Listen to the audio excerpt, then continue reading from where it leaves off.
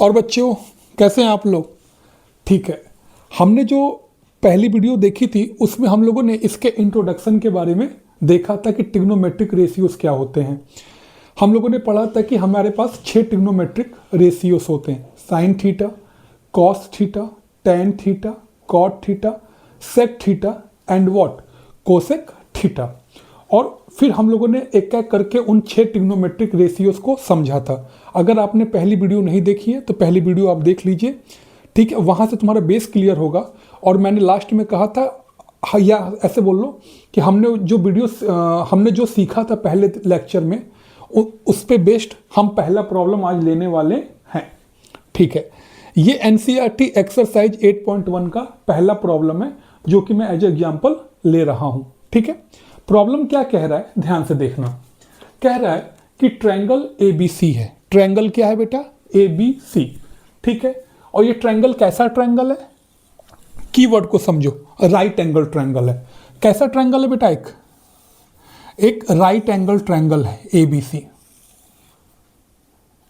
ठीक है, एक राइट एंगल ट्रायंगल है ABC, एक राइट एंगल है। और राइट एंगल कितने पे है बेटा? B पे। मान लो मैंने ट्रायंगल का नाम लिखा A, ये राइट एंगल किस पे है बेटा? B पे है। किस पे है? B पे। Let this is A, this is B and this is C। देखो ये मैटर करता है कि कोई भी ट्रायंगल राइट एंगल किसके ऊपर है। तो प्रॉब्लम में कह रहा है कि वो राइट एंगल किस पे है बेटा? B पे राइट एंगल है। राइट एंगल मतलब वहां पे एंगल 90 डिग्री बन रहा है। उसके बाद वो क्या कह रहा है कि जो AB है, A से जो B तक की लेंथ है, ये लेंथ कितनी दी हुई है बेटा? 24 सेंटीमीटर। और B से C तक की लेंथ कितनी दिया हुआ है बेटा? 7 सेंटीमीटर दिया हुआ है। ठीक है, और आपसे क्या कह रहा है? आपसे कह रहा है कि you have to find out the value of what, sine A and cos A, जो कि पार्ट 1 है। आपसे क्या बोल रहा है कि साइन ए और कॉस ए की वैल्यू बताइए इन दिस ट्रायंगल। इस ट्रायंगल की मदद से आप साइन ए और कॉस ए की वैल्यू को बताइए। ठीक है, देखो इन्होंने जो एंगल लिया है वो एंगल किस पे लिया हुआ है? ABC में से A पे लिया हुआ है, मतलब कि ये वाला हमारा एंगल है। देखो हमको वैल्यू किसकी चाहिए बेटा? साइन ऑफ A की वैल्यू चाहिए। किसकी वैल्यू चाहिए? साइन ऑफ A की वैल्यू चाहिए। हम लोगों ने उस दिन क्या पढ़ा था? रेशियो हम कैसे डिसाइड करते हैं? हमारा शॉर्टकट तरीका क्या था? पंडित बद्री प्रसाद हर हर बोले, यही सीखा था हम लोगों ने। करेक्ट। तो बताओ ये पहला जो रेशियो होता है वो क्या बताता है? हमें क्या बताता है? यही हमको बताता है साइन थीटा। मतलब वैल्यू क्या आएगी बेटा यहाँ पे? परपेंडिकुलर अपॉन क्या होगी? हाइपोटेनियस। गुड। साइन ए की वैल्यू किसके इक्वल होगी बेटा? परपेंडिकुलर अपॉन हाइपोटेनियस के बराबर होगी। ठीक है सर, परपेंडिकुलर कौन और हाइपोटेनियस कौन? मैंने क्या बताया था? जो भी ये एल शेप होता है इसमें से एक परपेंडिकुलर होता है और एक क्या होता है बेटा? बेस होता है। और इनको जो जोड़ने वाली लाइन होती है ये क्या कहलाती है? परपेंडिकुलर कहलाती है। मैंने बताया था। तो ये तो कंफर्म हो गया कि ये आपका क्या होगा बेटा? सॉरी, वो हाइपोटेनियस कहलाती है। ये तो हमारा हाइपोटेनियस होगा। अब बात आती है कि इन दोनों में से परपेंडिकुलर कौन है? इन दोनों में से परपेंडिकुलर कौन है? हमारा एंगल कौन सा है? हमारा एंगल है A, मतलब ये वाला एंगल हो गया हमारा। तो मैंने क्या समझाया था कि एंगल की जो सामने वाली साइड होती है वो क्या होती है बेटा? परपेंडिकुलर होती है। और जो एंगल के साथ वाली साइड होती है वो साइड क्या होती है बेटा? बेस। इन एल शेप जो एंगल के सामने वाली साइड होती है वो होती है परपेंडिकुलर, और जो एंगल के साथ वाली साइड होती है ये वाले एल शेप में, ये वाली, ये क्या कहलाती है बेटा? बेस कहलाती है। तो परपेंडिकुलर तो हमको समझ में आ गया कि रेशियो से वो कितना है? 7 सेंटीमीटर है। But what about hypotenuse? Hypotenuse तो हमें पता नहीं है। तो हाइपोटेनियस हम कैसे निकालते हैं? देखो हाइपोटेनियस को निकालने के लिए, या इनमें से किसी भी दो साइड हमें गिवन हो, तीसरी साइड निकालने के लिए हम लोग पाइथागोरस की मदद लेते हैं। किस थ्योरम की मदद लेते हैं बेटा? पाइथागोरस के थ्योरम की मदद लेते हैं, जिन्होंने क्या कहा था कि जो हाइपोटेनियस का स्क्वायर होता है वो बराबर होता है परपेंडिकुलर के स्क्वायर प्लस बेस के स्क्वायर के क्या होता है बेटा? बराबर होता है। जो हाइपोटेनियस का स्क्वायर होता है वो परपेंडिकुलर के स्क्वायर प्लस बेस के स्क्वायर के बराबर होता है। ठीक है, आइए निकालते हैं। परपेंडिकुलर कितना दिया बेटा 7 दिया हुआ है, तो 7 का स्क्वायर हो जाएगा, प्लस बेस कितना दिया बेटा 24 दिया हुआ है, तो 24 का स्क्वायर हो जाएगा, इक्वल टू बेटा यहाँ पे कितना आ जाएगा, हाइपोटेनियस का स्क्वायर आ जाएगा। ठीक है, हाँ अब बताओ 7 का स्क्वायर कितना होता है बेटा 49, 7 का स्क्वायर कितना होता है 7 7 जा 49, 24 का स्क्वायर कितना होता है 24 into 24, that is equal to 576। So hypotenuse का स्क्वायर यहाँ से किसके को आ जाएगा बेटा 625। ठीक है, तो यहाँ से बताओ h कितना हो जाएगा, स्क्वायर रूट ऑफ 625, और 625 का स्क्वायर रूट कितना होता है बेटा 25 होता है।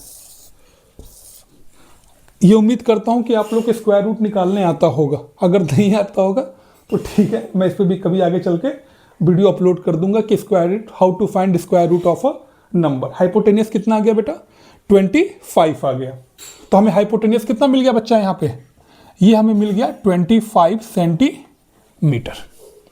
Is it clear? ठीक है, तो अब बताओ साइन ए की वैल्यू यहाँ से कितनी आ जाएगी, आओ फटाफट हम आंसर निकाल लेते हैं। साइन ए कितना होगा परपेंडिकुलर अपॉन हाइपोटेनियस, परपेंडिकुलर कितना दिया बेटा 7 अपॉन हाइपोटेनियस कितना दिया बेटा 25, दिस इज योर आंसर।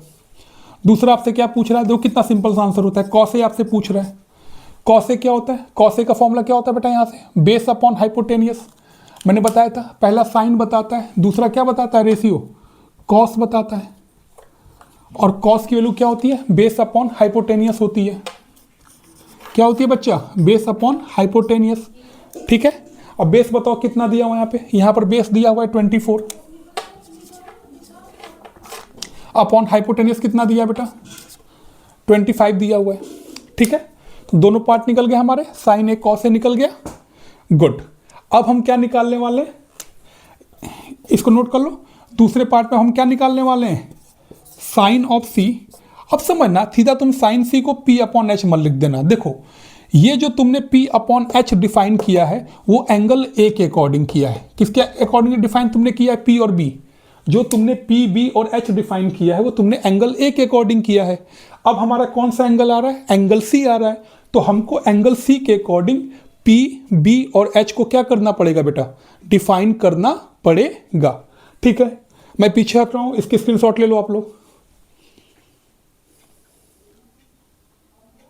ठीक है, ओके, अब ध्यान दो, चलो मैं पहले इसको इरेज कर दूं। देखो यही सेम ट्रायंगल है हमारा, देखो ए बी कितना दिया हुआ है 24 सेंटीमीटर, बी सी कितना दिया है 7 सेंटीमीटर, और ए सी हमने सेम फॉर्मूले से निकाल लिया, कितना आएगा 25 सेंटीमीटर आएगा। ठीक है, अब किस एंगल की बात कर रहा है वो एंगल सी की बात कर रहा है, किस एंगल की बात कर रहा है प्रॉब्लम में sine with angle what C, angle C की बात कर रहा है।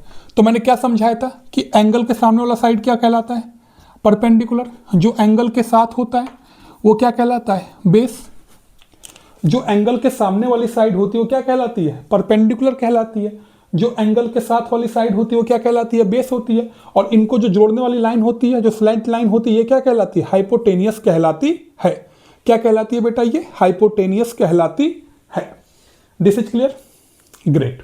अब बताओ साइन ऑफ सी कितना हो जाएगा एंगल के हिसाब से, फॉर्मूला क्या होता है पी अपॉन एच होता है, पी अपॉन कितना होता है बेटा एच होता है, पी बताओ कितना दिया इस एंगल के अकॉर्डिंग परपेंडिकुलर कितना कहलाएगा 24 सेंटीमीटर, अपॉन हाइपोटेनियस अभी भी कितना है 25, एंड अगला क्या पूछा है बेटा आपसे कॉस ऑफ सी पूछा है, तो कॉस ऑफ सी कैसे निकालोगे, कॉस ऑफ सी का फॉर्मूला क्या होता है बेटा बेस अपॉन हाइपोटेनियस होता है, बेस अपॉन क्या होता है बेटा हाइपोटेनियस होता है। अब बताओ बेस कितना दिया है यहाँ पे, बेस कितना इस ट्रायंगल के हिसाब से 7 सेंटीमीटर, अपॉन हाइपोटेनियस कितना है बेटा 25 सेंटीमीटर। ठीक है, समझ में आया। साइन सी क्या होगा फॉर्मूला सेम रहता है परपेंडिकुलर अपॉन हाइपोटेनियस, परपेंडिकुलर इस एंगल सी के हिसाब से ये परपेंडिकुलर होगा और ये क्या होगा बेटा बेस, तो परपेंडिकुलर कितना हो जाएगा 24 अपॉन 25, और कॉस सी कितना हो जाएगा बेटा बेस अपॉन हाइपोटेनियस होता है, तो बेस कितना लिखा है 7 अपॉन 25 होगा। ये प्रॉब्लम आपको अच्छे समझ में आ गई। ठीक है, हम एक प्रॉब्लम और इस पे बेस्ड लेंगे तब हम इसके आगे का टॉपिक कवर करेंगे। Okay, thank you.